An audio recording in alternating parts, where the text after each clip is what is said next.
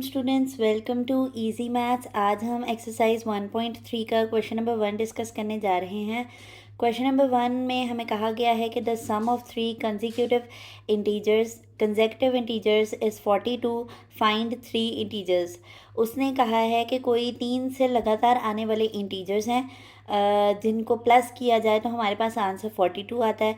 तो बताएं कि वो ऐसे कौन से 3 इंटीजर्स हैं जो कि एक साथ आते हों और उनको प्लस करके जो है वो 42 आता हो। यानी कि एक साथ आने का मतलब ये है कि जिस तरह इंटीजर्स अगर मैं यहाँ पर साइड पे लिखूँ एज अ रफक मैं लिखूँ यहाँ पर, तो यहाँ पर देखें आप, आपके पास कंसेक्यूटिव इंटीजर्स का मतलब ये है 1 2 3 4 5। तो ये आपके पास लगातार आने वाले इंटीजर्स हैं, ठीक है। इंटीजर्स पॉजिटिव भी हो सकते हैं और नेगेटिव भी हो सकते हैं, ठीक हो गया। तो आपके पास अगर मैं यहाँ पर जो मेरा पहला इंटीजर है उसको मैं एक्स ले लूँ, तो मुझे कैसे पता चलेगा कि जो नेक्स्ट आने वाला है उसमें वो नेक्स्ट आने वाला कौन सा इंटीजर होगा, क्योंकि अभी हमने यहाँ पर एज्यूम करके चलना है, एजम्पशन बेस्ड नंबर लेकर आना है, क्योंकि हमें एग्जैक्ट नंबर नहीं पता है। तो अगर मैं 1 को एक्स ले लूँ तो जो नेक्स्ट नंबर है वो मुझे कैसे मिला है, यानी 1 में क्या प्लस किया मैंने, तो ये 2 मिला है मुझे, +1 किया है। तो जो मैंने नंबर लेट किया था अगर मैं उसमें नंबर 1 प्लस कर दूँ तो पहला इंटीजर ये हो गया, उसका कंसेक्यूटिव नेक्स्ट इंटीजर क्या हुआ, x+1 हुआ। नेक्स्ट आपके पास यहाँ 1 में क्या प्लस किया था जिससे हमें 3 मिल गया था, हमने 1 में 2 प्लस किया था जिससे हमें क्या मिला था, 3 मिला था। तो नेक्स्ट कंसेक्यूटिव इंटीजर हमारे पास क्या होगा, x+2। तो ये एग्जांपल थी आपको समझाने के लिए कि हमने कंसेक्यूटिव कहते हैं कि एक साथ आने वाले, लगातार आने वाले। तो जब हम लेट करते हैं, जब हम एज्यूम करते हैं, जब हम कोई चीज़ खुद से फ़र्ज़ करते हैं तो हम उसको एक्स लेट करते हैं। लेकिन अब हमने बताना है कि एक्स के फ़ौरन बाद कौन सा इंटीजर आएगा, तो वो x+1 होगा। x+1 के बाद कौन सा इंटीजर आएगा, तो वो x+2 होगा। ओके हो गया। तो अब हम चलते हैं अपने सोल्यूशन की तरफ। सोल्यूशन में क्योंकि ये वर्ड प्रॉब्लम्स हैं तो हमें इसका आंसर भी थोड़ा थ्योरेटिकल बेस बनाकर देना पड़ता है। तो सबसे पहले हम यहाँ पे लिखेंगे कि let x+1 x+2 be the 3 consecutive integers. ये वो 3 कंसेक्यूटिव इंटीजर्स हैं, लगातार आने वाले इंटीजर्स हैं, जिनको जब हम प्लस करेंगे तो हमारे पास आंसर क्या आ जाएगा, 42 आ जाएगा। तो फिर अब आप देखें कि क्या बनेगी आपके पास कंडीशन।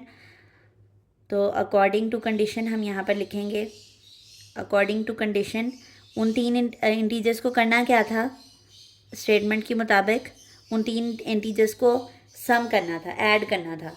तो ये जो हमारे पास 3 का इंटीजर्स हैं, पहला इंटीजर x है, दूसरा x+1 है, तीसरा x+2 है।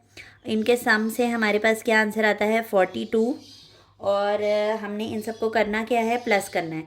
तो फिर हम यहाँ पर इनको ब्रैकेट कर लेंगे और यहाँ पे जो ऑपरेटर हमारे पास कंडीशन के मुताबिक ये वाला जो प्लस आया है, ये वाला सम की वजह से ये वाला प्लस आया है। ओके हो गया। अब हम इसको सिंप्लीफाई कर लेते हैं। इसको सिंप्लीफाई करना इंतहाई आसान है, आप ब्रैकेट ओपन कर लें, क्योंकि प्लस जो है वो साइन को नहीं चेंज करता है, तो ये ऐसे ही आ जाएगा, x+1 + x+2 आ गया, ठीक है। नंबर्स को एक तरफ कर लें और x वाले को एक तरफ कर लें। x और x 3 x हैं आपके पास, इनको इकट्ठा लिख लें और ये 1 + 2 को इकट्ठा लिख लें, ठीक है। नेक्स्ट आपके पास 3x आपके पास क्या आ जाएंगे, प्लस होकर वो आ जाएंगे 3x आ जाएंगे, और यहाँ पर क्या आ जाएगा, 3 आ जाएगा। 3 यहाँ पर क्या हो रहा है, ऐड हो रहा है। 3 यहाँ पर ऐड हो रहा है, उधर जाकर क्या हो जाएगा, सब्ट्रैक्ट हो जाएगा। तो 42 - 3, 42 - 3 आपके पास क्या आता है, 39 आता है, ठीक है। आप कैलकुलेटर पे कैलकुलेट कर लिया करें। 42 - 3 आपके पास क्या आता है, 39 आता है। तो यहाँ पर 3 क्या मल्टीप्लाई हो रहा है, मैंने प्रीवियस लेक्चर में आपको बताया था कि जब वेरिएबल और नंबर जो है वो साथ साथ लिखे होते हैं तो वो मल्टीप्लाई हो रहे होते हैं। तो x इधर यहाँ पे 3 जो है वो मल्टीप्लाई हो रहा है x के साथ, तो यहाँ आकर क्या हो जाएगा, डिवाइड हो जाएगा। तो यहाँ पर आप इसकी कैंसिलेशन करेंगे तो 3 × 1 = 3 और 3 × 3 = 9, तो x क्या आ गया हमारे पास, 13 आ गया। तो x हमारा जो था वो फर्स्ट इंटीजर था, तो हम यहाँ पर लिख लेते हैं फर्स्ट इंटीजर। ये क्योंकि थ्योरी बेस सवाल है ना, तो हम इसको जवाब भी अच्छे से स्टेटमेंट्स बना कर देंगे। फर्स्ट इंटीजर क्या था हमारे पास, x, वो क्या आया, 13। सेकंड इंटीजर क्या था हमारे पास, सेकंड इंटीजर क्या था हमारे पास, x+1 था जो हमने लेट किया था, और x की क्या वैल्यू आई है 13, और यहाँ पर +1 वैसे ही आ जाएगा, और 13 + 1 कितने आए हैं 14। ओके हो गया।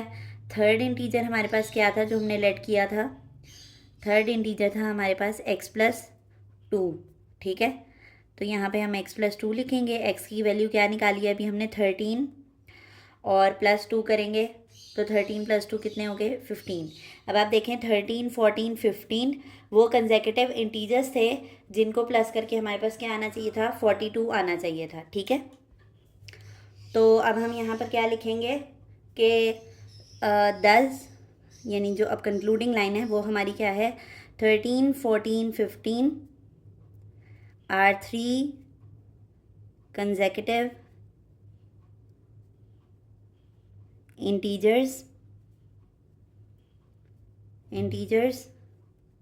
whose sum is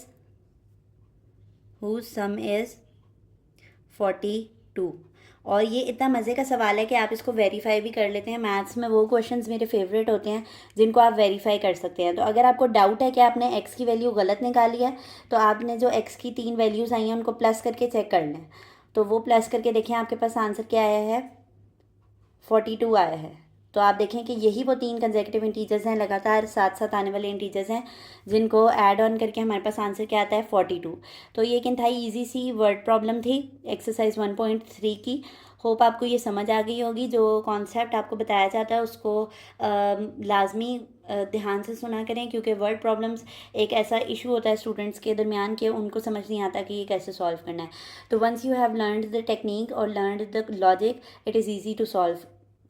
तो हमारे पास अगर आपको ये हमारा वे ऑफ टीचिंग आसान लगता है तो हमारी वीडियोस को लाइक कर दिया करें और चैनल को सब्सक्राइब कर दें और बेल आइकन को दबाना ना भूलिएगा। अल्लाह हाफ़िज़।